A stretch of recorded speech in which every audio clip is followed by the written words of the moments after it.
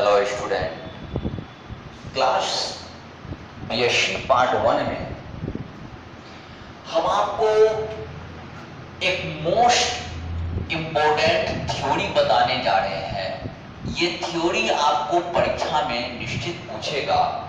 Theory इस प्रकार का है कि to find the equation of the sphere described on the line segment joining 2 points x1 y1 z1 and x2 y2 z2 as a diameter।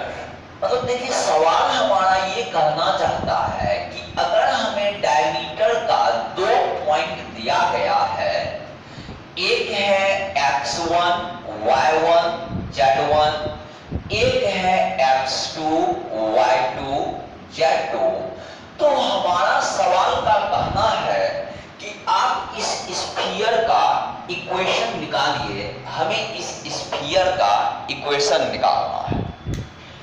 देखिए, ये theory का कहना है कि आप एक ऐसा स्फीयर का इक्वेशन निकालिए जिसका डायमीटर जो है उसका 2 पॉइंट हमें दिया गया है, x1 y1 z1। देखिए कि लेट मान लीजिए कि बी ए डायमीटर, हम मान लेते हैं कि AB जो है एक डायमीटर है ज्वाइनिंग 2 पॉइंट्स, जो 2 पॉइंट्स को ज्वाइन करता है, A x1 y1 z1 and b x2 y2 z2। हम मान लेते हैं कि ये जो है AB वह डायमीटर है स्फीयर का जो 2 दिए गए पॉइंट को ज्वाइन करता है। हमारा मेन मकसद है कि इस स्फीयर का इक्वेशन कैसे निकालेंगे अगर हमें 2 डायमीटर का पॉइंट दिया गया है। लेट मान लिया जाए कि P X Y Z be any point, कोई बिंदु है ऑन द स्फीयर। हम मान लेते हैं कि स्फीयर पर कोई बिंदु है जिसका नाम है पी एक्स वाई जेड। हम मान लेते हैं कि स्फीयर पर पी एक्स वाई जेड जो है वह कोई भी पॉइंट है, हम मान लेते हैं। बात समझ गए? अब देखिए, जैसे कि आप सभी जानते हैं कि ये डायमीटर है, तो यह जो स्फीयर पर जो एंगल बनेगा वह 90 डिग्री का बनेगा, जो आप लोग पढ़ चुके हैं। देखिए, सिंस चूंकि एंगल, यहां पर जो एंगल होगा ए बी इक्वल टू 90 डिग्री, इसीलिए आपका एपी जो है वह बीपी पर परपेंडिकुलर है। नाउ अब डायरेक्शन रेशियो ऑफ एपी, यहां पर एपी का जो हम डायरेक्शन रेशियो निकालेंगे तो x2 माइनस x1 यानी x minus x1, y2 minus y1 यानी y minus y1, z2 minus z1 यानी z माइनस z1। ये हो गया AP का direction ratio. Direction ratio of BP, यहां पर BP का जो डायरेक्शन रेशियो निकालिएगा तो ये हो गया x minus x2, y minus y2, z minus z2। AP का डायरेक्शन रेशियो और BP का डायरेक्शन रेशियो। सिंस माना चूंकि AP परपेंडिकुलर टू BP, आपका जो AP है वह BP पर परपेंडिकुलर है, तो जब 2 लाइन परपेंडिकुलर होता है तो उसका फॉर्मूला होता है A1 A2 यानी x minus x1 into x minus x2 A1 A2 plus ये हो गया B1 B2 A1 A2 plus B1 B2 C2 plus C1 C2। यानी कि जब आपको डायमीटर आपको दिया रहेगा, डायमीटर का 2 पॉइंट 2 इंड पॉइंट दिया रहेगा, तो ये हो जाएगा उसका equation. This is the equation, this is the required equation of sphere. Sphere का यह अभिष्ट इक्वेशन हो गया।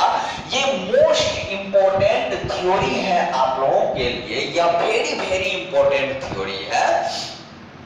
तो ये फॉर्मूला आपको तब अप्लाई करना है जब आपको स्फीयर में डायमीटर अगर दिया गया हो, तो हम लोग जो इक्वेशन निकालेंगे स्फीयर का, तो हम लोग डायरेक्ट ये फॉर्मूला लगा देंगे कि x minus x1 into x minus x2 plus y minus y1 into y minus y2 plus z minus z1 into z minus z2। ये फॉर्मूला आप तब अप्लाई करिए जब आपको डायमीटर दिया गया हो। हम आपको एक शानदार चीज बताने जा रहे हैं जो वेरी वेरी इंपॉर्टेंट चीज है, वेरी वेरी इंपॉर्टेंट चीज है। हमारा जो टॉपिक का नाम है वो ये है कि सर्किल। देखिए टॉपिक का नाम क्या है कि circle as the section of a sphere. Circle as the section of a sphere. बहुत ही कमाल का सवाल है। देखिए सर्किल का इक्वेशन निकालना है सेक्शन ऑफ ए स्फीयर।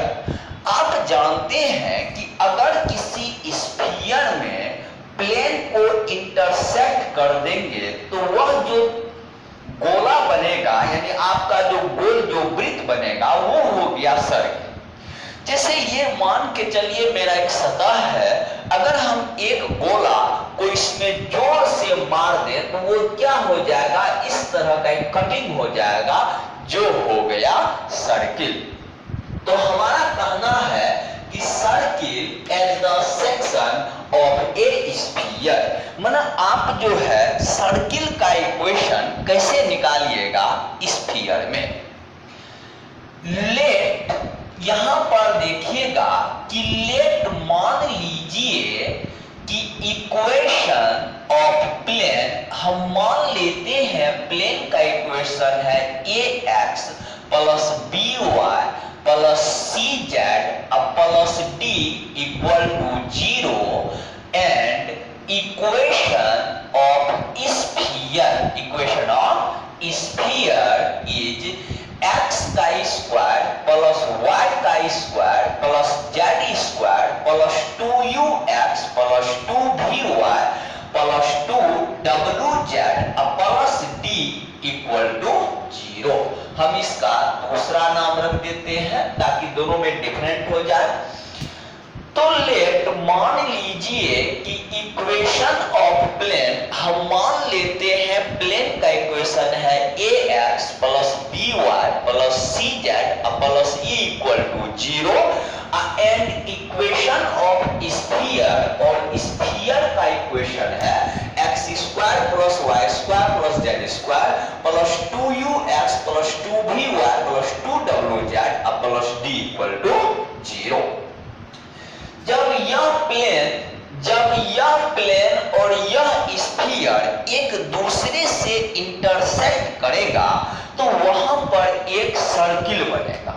जब ये वाला प्लेन और ये वाला स्फीयर दोनों एक दूसरे से सेक्शन करेगा, इंटरसेक्ट करेगा, तो वहां पर एक सर्किल बनेगा। तो इसीलिए कहता है कि देन मतलब इक्वेशन ऑफ सर्किल, सर्किल का जो इक्वेशन होगा इज गिवन बाय, वह इस तरह दिया जाएगा कि ax plus by plus cz plus e equal to 0 and x का स्क्वायर प्लस y का स्क्वायर प्लस z का square plus 2ux plus 2vy plus 2wz plus d equal to 0। ये जब आप इस तरह से जब ये आप लिखिएगा इक्वेशन को, तो वो समझ जाएगा कि यह सर्किल का इक्वेशन है। इसीलिए सर्किल का इक्वेशन जब भी आपको देना होगा तो आपको दोनों इक्वेशन को इस फॉर्म में लिखना होगा, या जहां भी आप इस तरह का इस फॉर्म में इक्वेशन देख लीजिएगा तो समझ जाइए यह सर्किल का इक्वेशन है। This is the equation of circle, यह सर्किल का इक्वेशन हो गया। तो सर्किल का इक्वेशन जब भी अपना लोग को सवाल में आएगा या आपको सर्किल का इक्वेशन देना पड़ेगा तो आप इस फॉर्म में लिखिएगा, प्लेन का इक्वेशन और स्फीयर का इक्वेशन। अगर हम इसे सेपरेट सेपरेट देखेंगे तो यह प्लेन है और यह स्फीयर है, और जब दोनों को हम एक साथ लेंगे तो वह एक सर्किल का इक्वेशन हो जाएगा। यहां पर एक मोस्ट इंपोर्टेंट जो टॉपिक है वो हम आपको बताना चाहते हैं, स्फीयर थ्रू ए सर्किल। अब हमें जो सवाल आएगा कुछ इस टाइप से आ जाएगा। देखिए हमारा जो सवाल रहेगा कुछ इस प्रकार का रहेगा कि देखिए टॉपिक का नाम है sphere through a circle. Sphere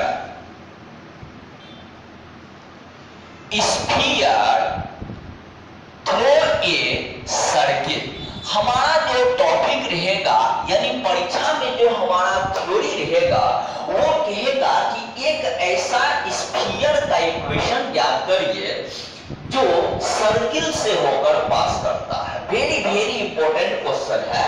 हम आपको यहाँ पर थ्योरी फिगर बताना चाहते हैं। जैसे मान के चलिए कि हमारे पास यह हो गया एक स्फीयर, मान लिया जाए कि हमारे पास यह क्या हो गया, एक स्फीयर हो गया, ये हो गया एक स्फीयर। बात समझे?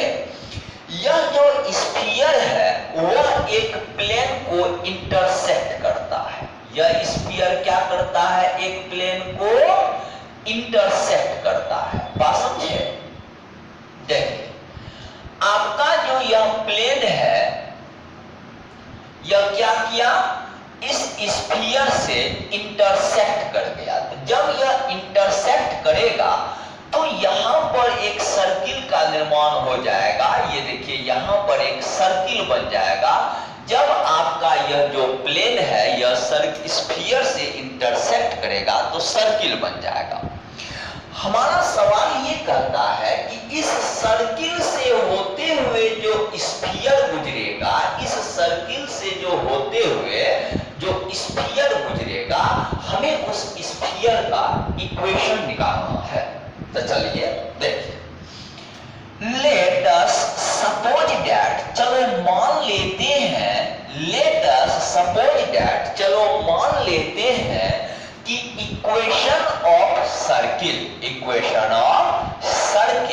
Is ax plus by plus cz plus e equal to 0 and x का स्क्वायर प्लस y का स्क्वायर प्लस z का square plus 2ux plus 2vy plus 2wz plus d equal to 0। Let us suppose that, चलो भाई मान लो कि equation of circle, हम मान लेते हैं कि हमें परीक्षा में यह सर्किल का इक्वेशन दिया गया है। मान लीजिए कि हमें सर्किल का इक्वेशन इतना दिया गया है और हमारा मेन मकसद है कि स्फीयर के इक्वेशन को निकालना। हमारा मेन मकसद क्या है कि स्फीयर के इक्वेशन को निकालना। तो चलिए हम सुविधा के लिए इसका नाम P रख देते हैं और इसका नाम S रख देते हैं। देखिए कि if यदि एनी पॉइंट कोई भी बिंदु, if एनी पॉइंट कोई बिंदु satisfy the equation P equal to 0 and S equal to 0, then it also satisfy the equation, तो यह इस इक्वेशन को भी सेटिस्फाई कर देगा s plus lambda B equal to 0। हमारा ये कहना है कि अगर कोई भी पॉइंट, मान लीजिए कि यही पॉइंट जो है, जो प्लेन के इक्वेशन को भी सेटिस्फाई करता है और स्फीयर के इक्वेशन को भी सेटिस्फाई करता है, तो वह निश्चित है कि वह इस इक्वेशन को भी जरूर सेटिस्फाई करेगा। जो पॉइंट इनको और इनको यानी दोनों पर कॉमन है, वह इसको भी सेटिस्फाइड करेगा। तो चलिए यहां पर आप नोटिस करिए कि s के जगह पर x का स्क्वायर प्लस y का स्क्वायर प्लस z का square plus 2ux plus 2vy plus 2wz plus d plus lambda into ये हो गया आपका ax plus by plus cz plus e equal to 0। x square plus y square plus z square plus x और x common ले लीजिए तो ये हो गया 2u plus lambda a into X plus y और y कॉमन लीजिए तो 2v plus lambda b into y plus z और z कॉमन लीजिए तो 2w plus lambda c into z plus यह हो गया d plus lambda e equal to 0। This is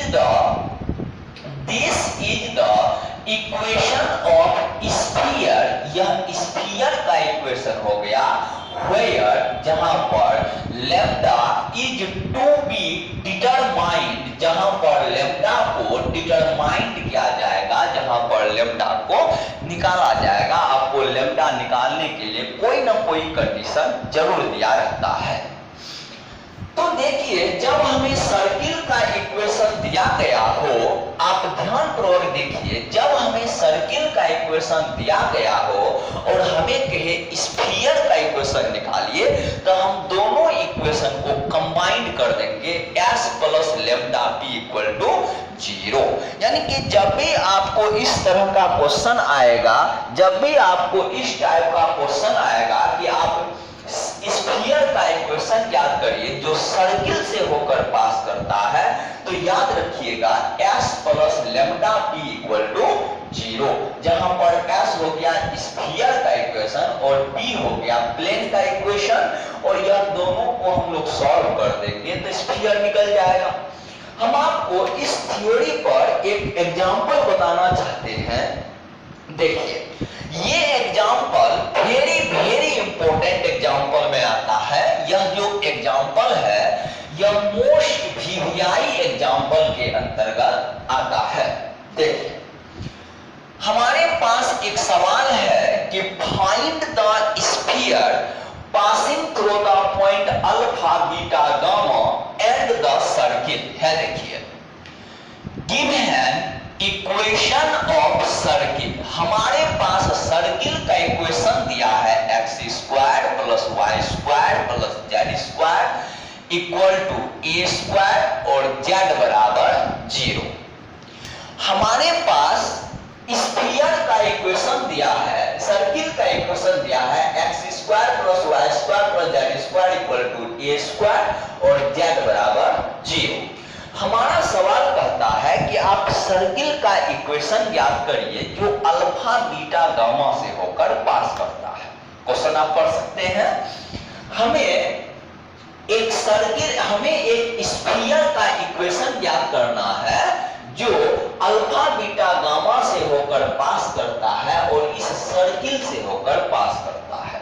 तो देखिए यहां पर देखिए कि equation of sphere passing through the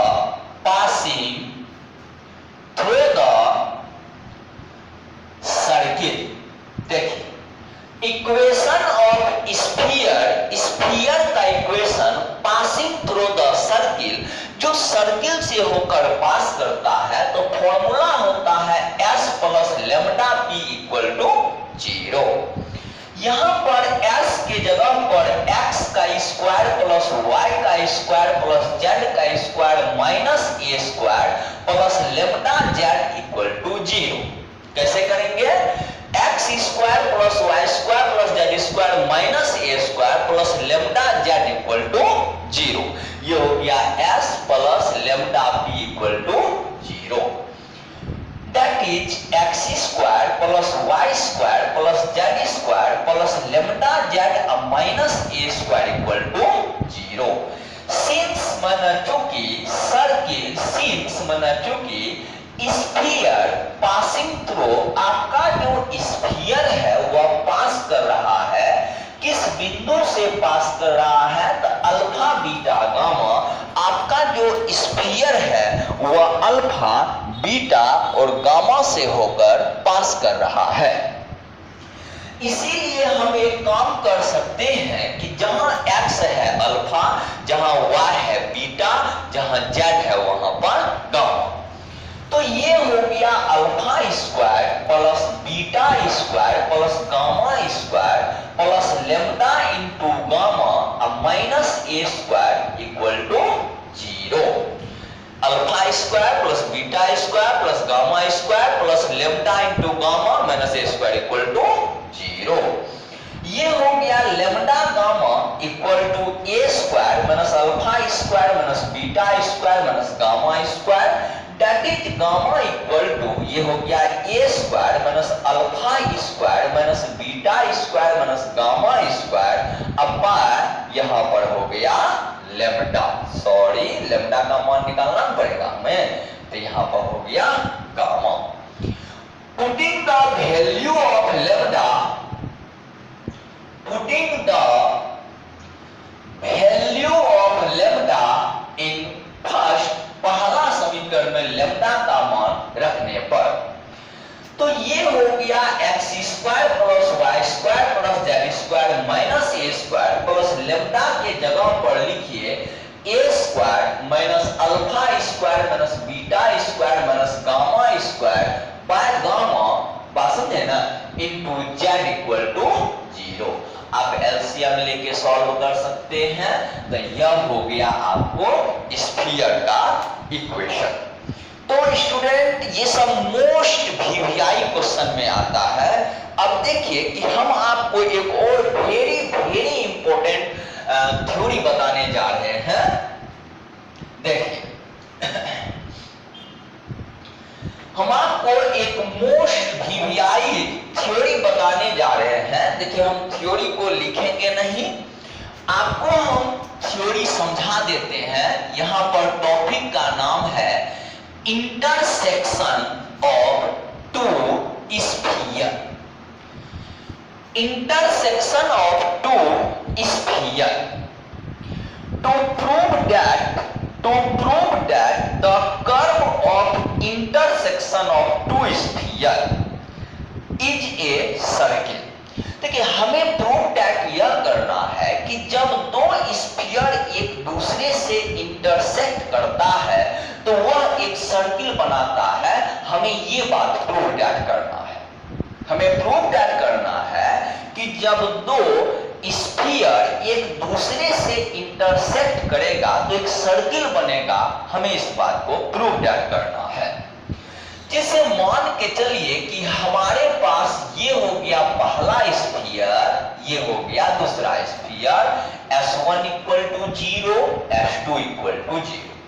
जब यह दोनों सर्किल इंटरसेक्ट करता है तो देखिए यहां पर एक सर्किल बन रहा है। हमें इस सर्किल का इक्वेशन निकालना है, इस बात को प्रूव दैट करना है।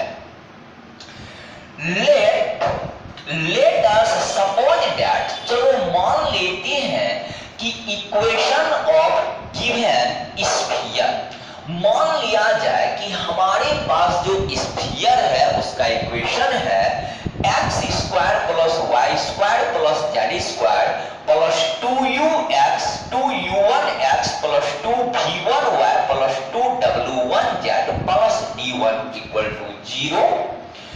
and x square plus y square plus z square plus 2u2x plus 2v2y plus 2w2z plus d2 equal to 0। हम मान लेते हैं कि पहला स्फीयर ये हो गया और दूसरा स्फीयर ये हो गया। चलो भाई मान लो कि हमारे पास पहला स्फीयर ये हो गया और दूसरा स्फीयर ये हो गया। हमें दोनों स्फीयर दिया है और हमें प्रूव करना है कि जब दो स्फीयर इंटरसेक्ट करता है तो वह एक सर्किल बनाता है। तो यहां पर आप नोटिस करिए कि कंसीडर द इक्वेशन, हम एक इक्वेशन पर विचार करते हैं S1 minus S2 equal to 0, यानी पहला स्फीयर माइनस दूसरा स्फीयर इक्वल टू 0। ये अपना तरफ से सोचा गया चीज है। देखिए हमारा कहने का मतलब ये हुआ कि अगर कोई पॉइंट S1 S2 दोनों को सेटिस्फाइड करता है, अगर कोई पॉइंट S1 पहला स्फीयर और S2 दूसरा स्फीयर को सेटिस्फाई करता है तो वो गारंटी के साथ इस पॉइंट इक्वेशन को भी सेटिस्फाइड करेगा। तो यहां पर नोटिस करिए जब दोनों को घटाइएगा तो कैंसिल होके ये हो गया 2 into u1 minus u2 into X plus 2 into v1 minus v2 into y plus 2 into w1 minus w2 into z plus ये हो गया d1 minus d2 equal to 0। आप नोटिस करिए तो ये हो गया ax plus by plus cz plus d equal to 0। ax plus by plus cz plus d equal to 0। यह एक प्लेन का इक्वेशन है। यह किस चीज का इक्वेशन है? प्लेन का equation. This is the equation of plane. यह किस चीज का इक्वेशन है? प्लेन का। अब हम सभी जानते हैं कि जब हम इस प्लेन के इक्वेशन को चाहे तो फर्स्ट स्फीयर या सेकंड स्फीयर के साथ अगर हम कंबाइंड कर देंगे तो वह एक सर्किल का इक्वेशन देगा। बात समझे? जब आप इस थर्ड इक्वेशन को फर्स्ट या सेकंड के साथ आप लिखिएगा, कंबाइन कर दीजिएगा तो वह किसका इक्वेशन देगा? सर्किल का इक्वेशन देगा। तो इसीलिए आप यहां पर कह सकते हैं कि the equation of circle is given by, वह दिया जा सकता है या तो फर्स्ट एंड थर्ड ऐसे करके दीजिए या सेकंड एंड थर्ड या दूसरा और तीसरा को एक साथ कर दीजिए तो वह क्या होगा? एक स्फीयर का सर्किल का इक्वेशन देगा। यहां पर हम आपको एक और वेरी इंपॉर्टेंट थ्योरी पढ़ाएंगे। बात समझे ना? लेकिन वो थ्योरी लॉन्ग है तो हम आपको इसे अगला वीडियो में सिखाएंगे। तब तक के लिए धन्यवाद।